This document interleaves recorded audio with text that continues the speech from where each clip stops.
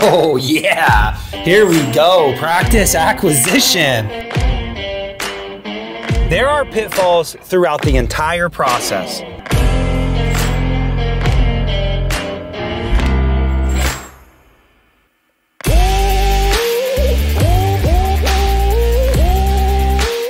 All right, here we go, guys. Another episode in Shark Week. We are interviewing one of my dear friends and a guy that's part of a really large organization with DDSmatch. And we covered a lot of great things. I hope you guys are getting something out of each one of these Shark Week episodes. But on this particular episode, we covered how to get get some separation between you and the other buyers, like how to differentiate yourself. We talked a lot about like the seller's fiduciary. The practice broker has a fiduciary to the seller and what that actually means. So it's really important to understand that you appreciate the broker or the transition specialist role in it. We also talked a lot about the prospectus and kind of like the process of the deal, the purpose of the prospectus in itself, and what to kind of expect with all of that. I think that's really, really key as you walk into these transitions. Just covering like the mindset of the seller as well. Like I think this is such an emotional process, and so understanding the seller's mindset. Don't miss that part of this episode. It's the end.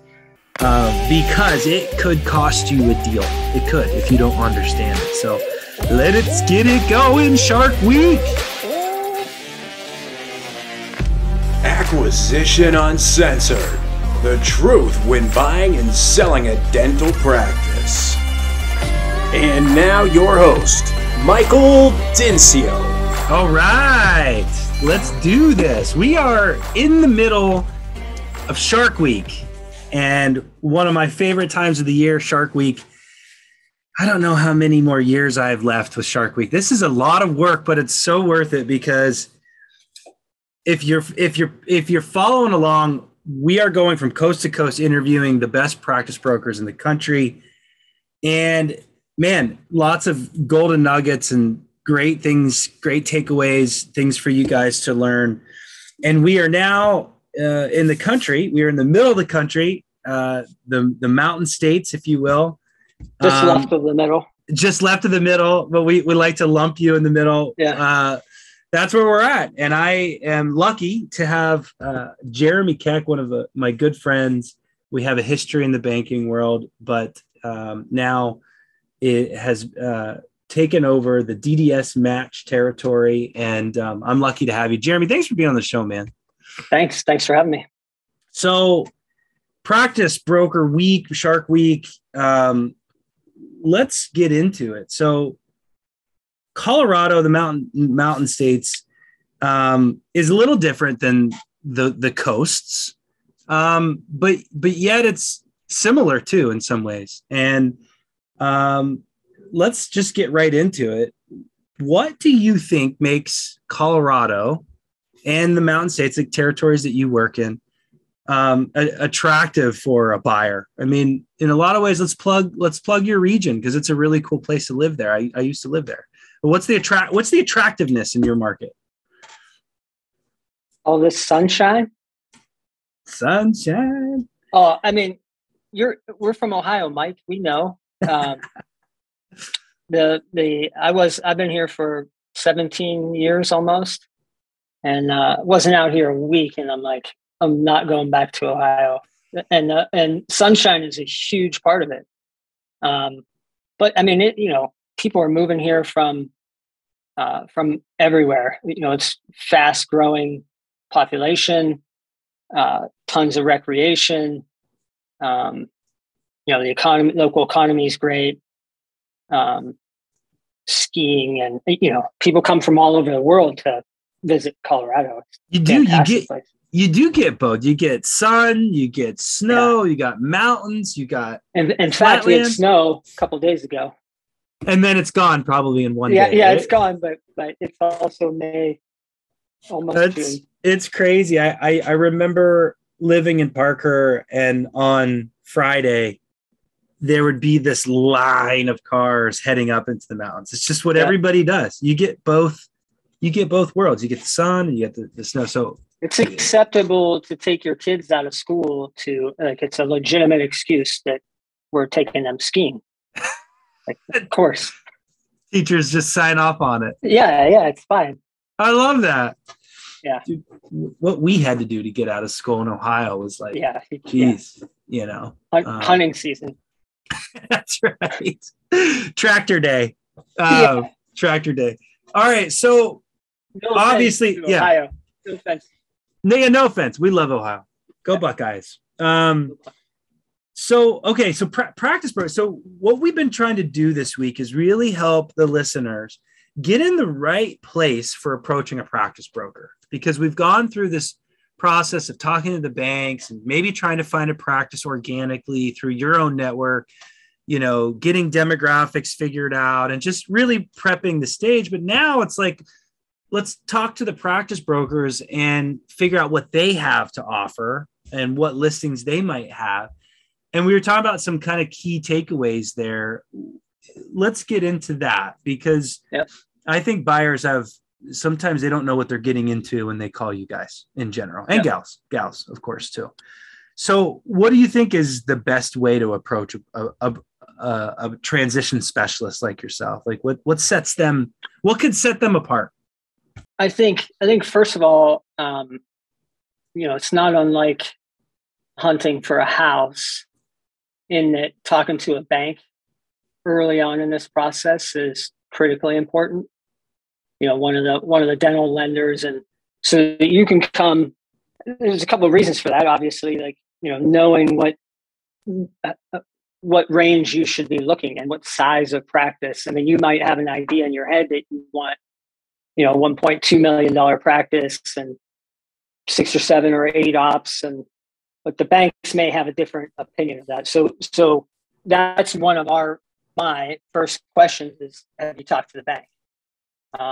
Because you don't want to spend too much time talking about a certain practice if that's not going to fit. And Mike, you know, like the buyer may also have a financial situation where they can't get something too small, which seems counterintuitive, or illogical, but, you know, with your student loans and car payments and, you know, your personal expenses, you might need something a little bit bigger, you know, so the $500,000 practice won't work either. It's not 1.5, but it's not 500 either, because that won't have enough income to kick off, cover their personal debts. So anyway, it's a long way of going about saying financing is getting really, really important. Getting pre-qualified if there's such a thing, just having a conversation with a decent lender. You know, I don't think that point has been covered throughout this whole episode season. Getting too small of a practice. It's such a solid point. It wasn't even covered with Provide. We interviewed Provide, and that's really important, because I've noticed that, like, the longer that you've been out of school and practicing and making good money as an associate, you tend to have a higher standard of living, got a nicer house, got a nicer car. And that in itself would mean that you need so much cash off the practice to support your lifestyle. So that totally makes sense. Thanks for bringing that up. Yeah. Okay. So financing, that's obviously key. What else? I think a practice broker, transition consultant, however you say it, should be very approachable. Like, you know, I mean, my job, my fiduciary responsibility is to a seller to sell their practice. The only way I can do that is if I can find and build relationships with buyers. Mm-hmm. And so it doesn't have to be, I think sometimes it's looked at as, or the approach is taken of almost adversarial. Yes. You know, I mean, we call it Shark Week for a reason. Well, yeah. You know, we don't have to be the enemy. You don't have to be sharks. You know, I believe in, like, you know, we all do good by each other, and that's good for our profession and our and the dental community and all that stuff. So I think if you approach the practice brokers just with just an open mind and pleasant and happy, and it's probably going to be reciprocated.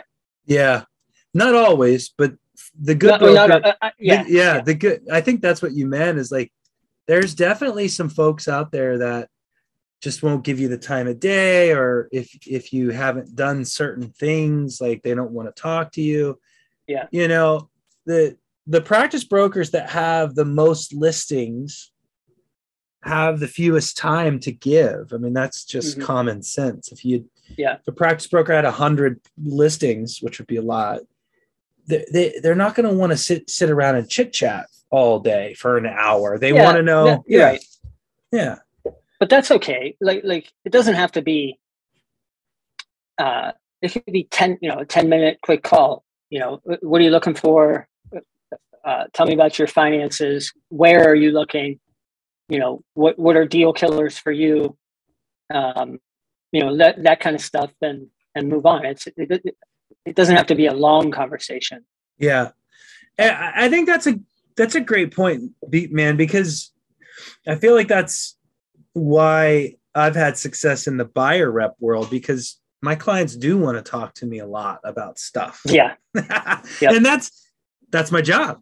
To talk about the deal, talk about issues, talk about concerns. A practice broker, not necessarily, they're trying to find a match. And as you talk to them, they're trying to pair you with their listings. Doesn't have to be an hour conversation. Well, and that's the thing too, Mike, is one of the questions that I ask is, do you the financing, and then especially as you get a little bit further in, like maybe you're looking at a prospectus and wanting to see further financials and things like that, is who's your team, and that would be someone like you and your CPA and your attorney and your lender. And we grew up this way, our professional careers, Mike. Like, I'm a firm believer in that, and that's put your team around you and they'll help you get to where you need to be. So It's a great point. Yeah, no, I understand though that there's some politics. I'm not saying this is with Jeremy, but there could be some politics too. I actually got a call where a practice broker told a buyer that they will not work with that buyer if that buyer is using this particular consultant. And so then the buyer called me and I called the broker, and the broker blessed me. and we're on the way. So you definitely Shark Week. Yeah, it is Shark. And you're going to have some of that. The folks that I interviewed are top in their class. And so you're definitely going to have some folks that have some politics there. Yeah. It's a fair point. Because I know I've seen that, but again, my fiduciary, I need to sell the practice to the right person. Make sure the patients are taken care of, and the legacy, and all that kind of stuff. A big part of that is everything going smoothly and on time, the entire process. And in order for that to help or happen, I hope that a buyer has a team of experts helping move them along, help to insurances and credentialing and all the accounting needs and legal entity. And, there's so much stuff that goes into it. And it's really hard to do on your own, especially if you've been associating a few years. I think, how do you know what to do? It's a fair point, but it's self-serving too, to me. Yeah. No, that's great. Well, let's flip. So let's transition. So you mentioned the prospectus, the prospectus, because so you talk to Jeremy and you guys figure out what you're looking for, Mr. Buyer, Mrs. Buyer, and Jeremy says, I got the practice for you. Let me send over the prospectus. This is one place that I would love a plug here on DDSmatch. I feel like you guys have a really strong prospectus, just a great presentation. And I don't think that's one thing that's not uniform between all transition specialists, brokers, what do you want to, whatever. Yeah. Like, what do you think is like the meat and potatoes of a prospectus? And I'm kind of teeing you up here why DDSmatch has done a great job. And we were talking before this episode, DDSmatch is one of, if not the fastest practice brokers or organizations in the country. So that's a little plug for you guys. But why are they having success? Is it because their presentation has been great, or I mean, the presentation of it is basic marketing. I mean, it's how does the practice show before you're actually showing the practice. So the more you want, like, in my mind, you want to give enough information for the potential buyer to say, I'm still really interested, or you know what, that's not a good fit. So if you have enough information to help get to that point, then you've probably hit it. So where it is, how big it is, how many operatories, what types of insurances are accepted? Is there Medicaid? Is there not Medicaid? Is it fee for service? Is it some financial snapshot? Mm-hmm. So we use, I can do evaluation. You could do evaluation, Mike. We use an independent third-party CPA firm for evaluations. There's a lot of reasons for that, but we can pull some information out of that valuation to say, here's the cash flow of the practice. So mm-hmm. you can really take a look at the prospectus and get a fair idea of what's going on mm-hmm. without having to, dig into tax returns and reports and all that kind of stuff. What procedures are kept? What procedures does the doctor do, and what's referred out? So, ortho and endo is referred out.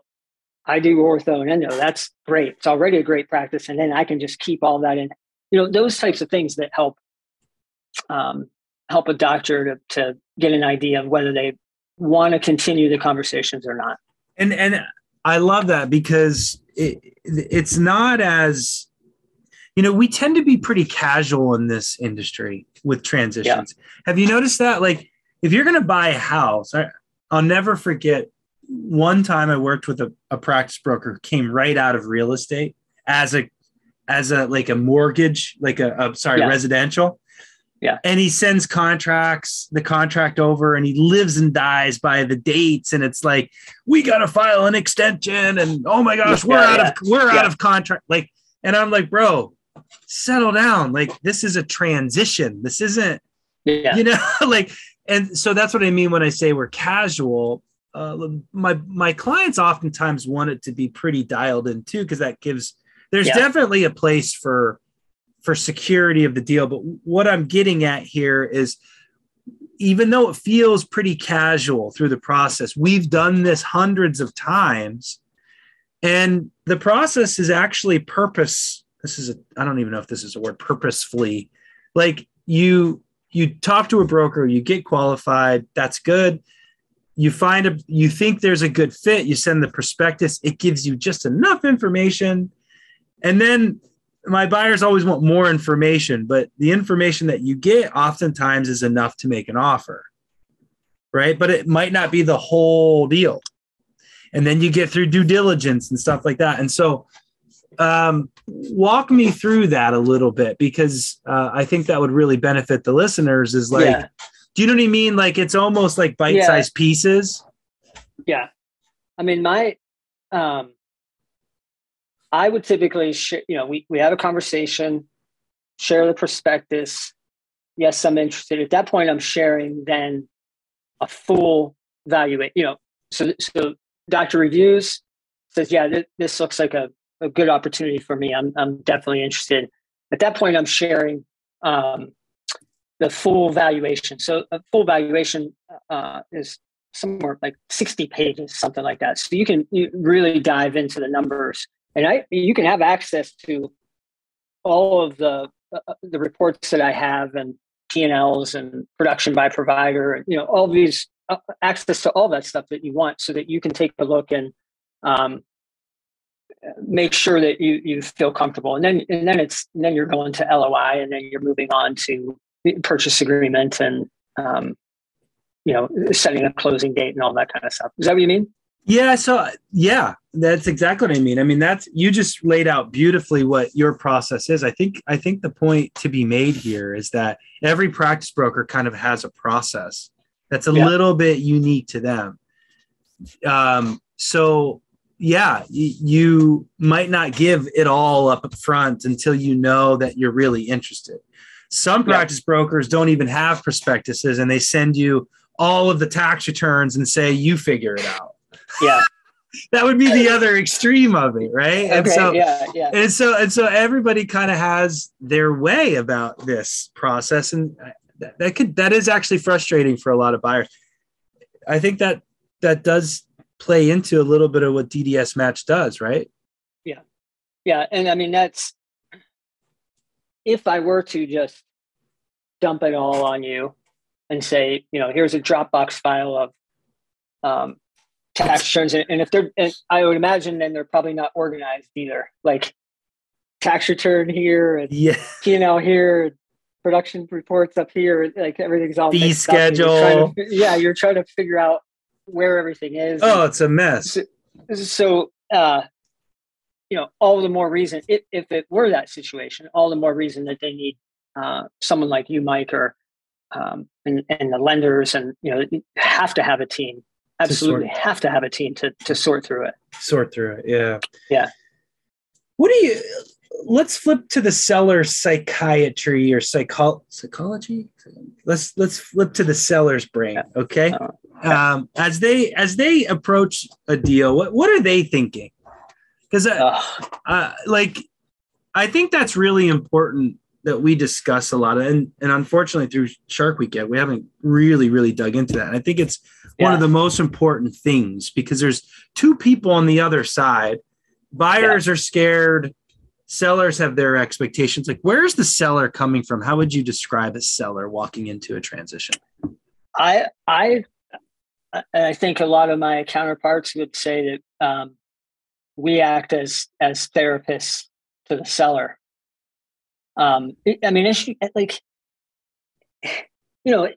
It's their legacy. They're worried about staff. They're the staff that's been with them for a long time. They're worried about their patients. They're worried about their name. They're worried about what they're going to do next. I know they want to. They want to travel and play golf, or whatever it is that they want to do. All that's in your mind, but man, you've been going to work every day, all day for the last 30 years or whatever, and maybe you started your practice from scratch, or maybe you bought it, but it's a big emotional event. And then this is where, like, I would say for a buyer, and we say this to sellers, that the negotiation, don't get too emotional about it. You can see it on either side. People, it's nothing personal. Seller wants to sell it for as much as they can. Buyer wants to buy it for as little as they can. And somehow you have to meet somewhere in there, and it can get emotional. So a lot of it is, they're scared, they're excited. There's just so much of their life is going to change, and then the money is really important. And so $10,000 is a lot of money for both sides. Something you just said, I think, even though the buyers are emotional, I think they're emotional for a different reason. They're emotional because they're afraid they're going to fail, or they haven't owned a business and they're insecure about that. Why? Talk about that. Why? Well, you just did. The sellers are emotional because it's their baby. So $10,000 to you is like a business deal. For the buyer, just try to get the best deal. And to the seller, it's literally you're chipping away at their legacy. Totally different. Yeah. Totally like attacking them personally. That's right.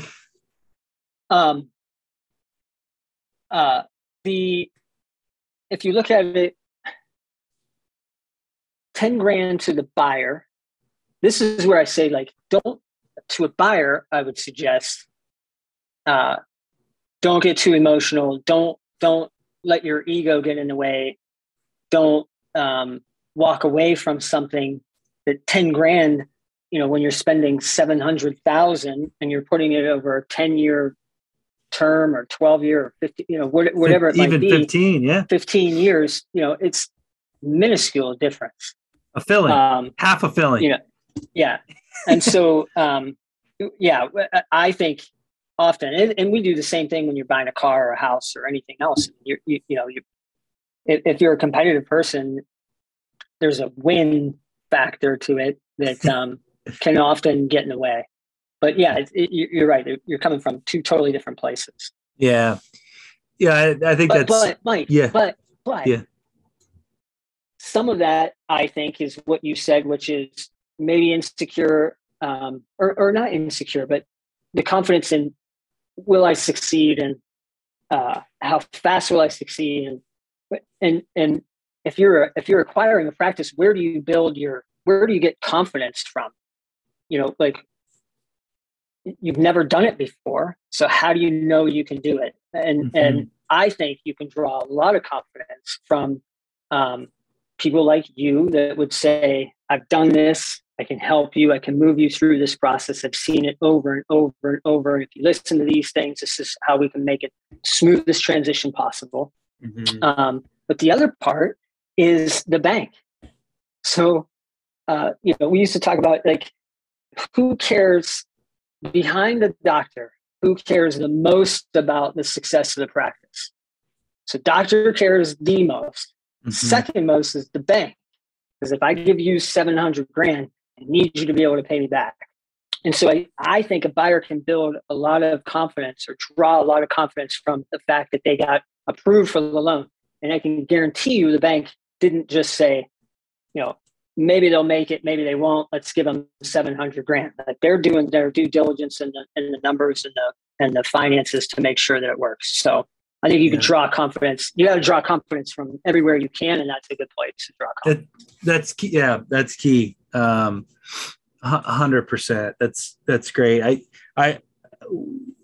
You're talking about, like, these emotional decisions. $10,000 was your example.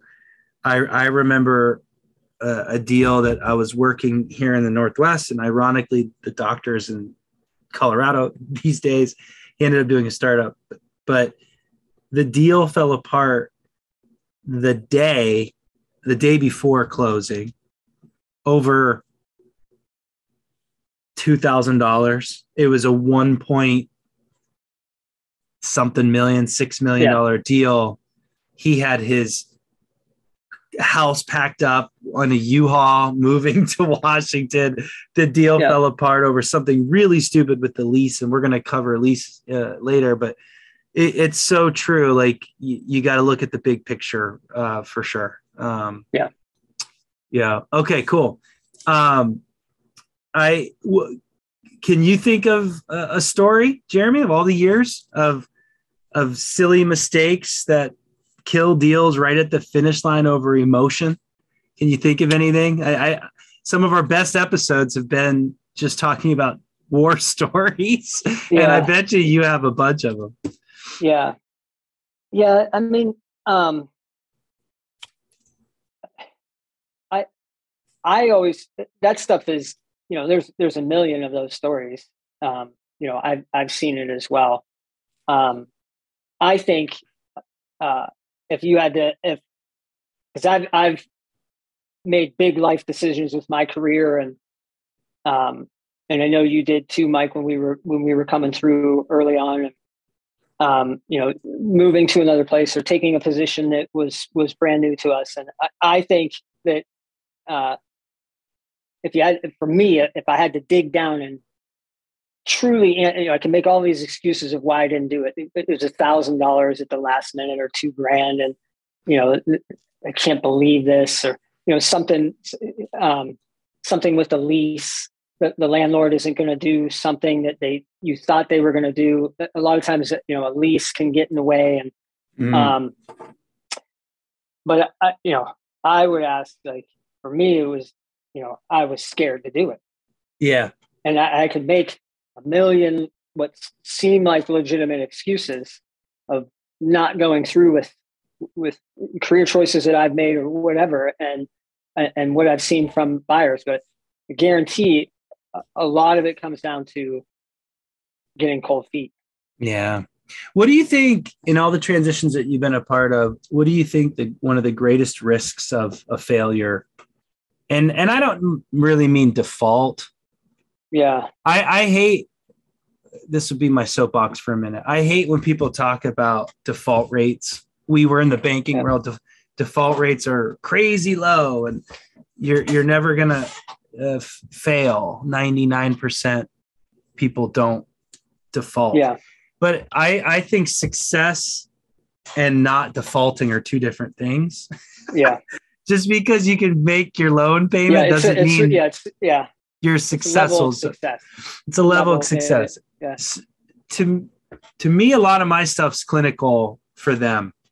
Is the business stuff can be figured out, worked out. But in your mind, now representing sellers, like, what do you think would be the greatest risk of a tough transition? Like, yeah.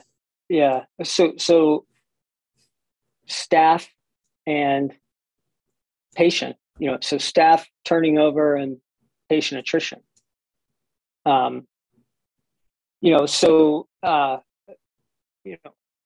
I think understanding as best you can upfront how, like, and I know this is more clinical stuff, but recall and those kinds of things that are in place currently that maybe need tweaked or completely redone, or a lot of doctors don't do any marketing, and so you come in, the website is either non-existent or poor, and maybe you're not doing a letter to the patients, and you're not rebranding, and you don't have a program for keeping patients, and you don't have a program for new patient outreach, and you don't have social media, and and then maybe in your due diligence you didn't explore, like, really what opportunities are, and this is clinical, but what within the practice of ortho being referred out or endo being referred out, those kinds of things. And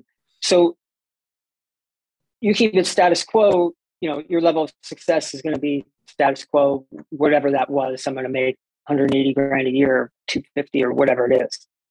But if you pay attention to all those things, you can go from making 250 to 300 to 350. And that's what I think. So but patient attrition, I think, is probably number one, and number two would be staff turnover.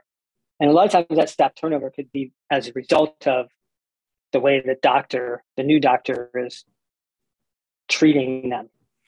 So, understanding, like, it's not, when you meet the selling doctor, how the selling doctor treats patients is very, very important. So you can see if you align clinically, but how they treat their staff is a critical question.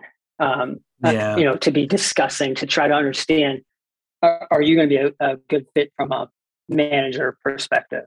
Yeah, no, it's that transition plan. I mean, I talk a lot about that with my clients, is having a sound transition plan that, embodies the spirit of stepping in, trying not to create too many waves. Sometimes you do got to make change. I will say, just because I have an opportunity, making no changes is not the answer either. I think a lot of us, like professionals in the industry, love to tell buyers, don't make changes. And they're scared. They're so scared to make any changes that they feel like the whole business is going to blow up. I've had buyers go in and make a ton of changes and because of effective communication and great leadership, it was totally cool. Yeah. But that's an extreme. You don't have to be extreme about don't make any changes and make a ton of changes. Like, remember your transition plan, because there's opportunities in that transition plan. There's bad practice management. There's lots of things that we found during that due diligence that you might need to change. It's how you change is the question. Yeah. I think a lot of buyers they're so scared to make any changes. They just keep running the business the way it was, and it wasn't so great in a lot of different ways. That's a takeaway there, but very cool. Well, as we kind of wind up this episode, we touched so much and made some notes here. Final comments, like if you had an opportunity, Jeremy, just to tell the audience who's primarily buyers, you know, key takeaways, things that you would really want to stick to summarize this episode for you, what would that be? Yeah. So lending. That's a big one. Not to beat a dead horse, but you know, it would really suck to go look at $1 million houses and find out you can only afford $600,000 or $400,000. You know, like that's a big difference. And so understanding where you are from a lendability standpoint is critically important. The other is get a team around you. And I know there are people that take advantage of doctors, and so you as a dentist have to be skeptical of. I don't know if skeptical is the right word, but of the advice that you're getting. Yeah, I mean, there's a healthy level of skepticism. Get the right team around you. Do your due diligence on your team, and then listen to their advice. And then you make the decision. Not everybody is out to get you. And so if you put the right people in place, then you will have success for sure. Yeah. I love those 2 points, especially the second. I think a lot of docs have a negative skepticism, and they don't hire people. And then that results in costing them thousands of dollars. Yeah. I just worked with a buyer just a minute ago. The seller hasn't hired anybody on their team yet. And we're through the LOI. And I'm telling you that their attorney is about to get an LOI because she had no representation through that LOI. Their attorney's like, you agreed to this? It's because my client had me, and they're just trying to, and ultimately they're trying to save $1,000 to get some help on the LOI. Yeah. And ultimately that's going to result in maybe a $10,000 swing just right there. Yeah. So to your point, like, you definitely have a healthy skepticism. That's my favorite thing too. That's great. Yeah. And you know, we sold a practice, and a buyer, you know, he was truly, I really believe he felt like everybody was trying to get him. And so he was just constantly, it was almost like an episode of one of those, I don't know, like Survivor or something like that, where you're making a fake alliance over here to, you know, with a CPA to change the numbers on the offer, and because of this, and then you're working the attorney, and then you're working me, and you're working the seller, and everybody can see right through it. And then, you know, once the transition actually happens, and you know, you've burnt a lot of goodwill, not patient goodwill, not the goodwill that we normally talk about with the transition, but goodwill with everybody around you that, you know, okay, now you're in seeing patients, and it's your practice, and you have a question about whatever, who wants to help you, you know, because, you know, so. Yeah.